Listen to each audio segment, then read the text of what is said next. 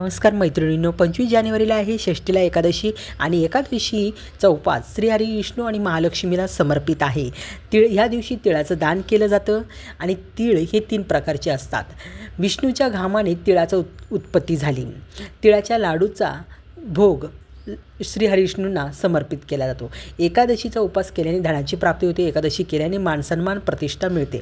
तुमच्यावर महालक्ष्मीची विष्णूची कृपा राहते. तुम्ही कधी आजारी पडत नाही, पडले तरी नॉर्मल.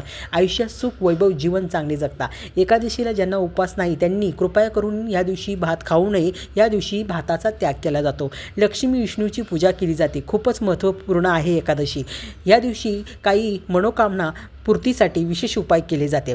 विड्याची 5 पानं घ्या, स्वच्छ पाण्याने धुवा. विड्याच्या प्रत्येक पानावर स्वस्तिक कुंकाने काढा आणि 5ही पानांना लाल धाग्याने बांधा. त्यानंतर श्री विष्णूच्या चरणात ठेवताना 11 वेळा आपल्या मनातील इच्छा बोला.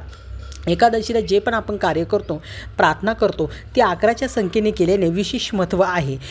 ह्या पानांना लाल कपड्यात बांधा आणि स्वतःजवळ सुरक्षित ठेवा. त्याला कसला अशुद्ध हात न लावता. आणि दुसऱ्या एकादशीपर्यंत तुमची मनोकामना पूर्ण झालेली असेल. आणि त्यानंतर हे पानं तुम्ही वाहत्या पाण्यात किंवा पिंपळाच्या झाडाजवळ ठेवून या.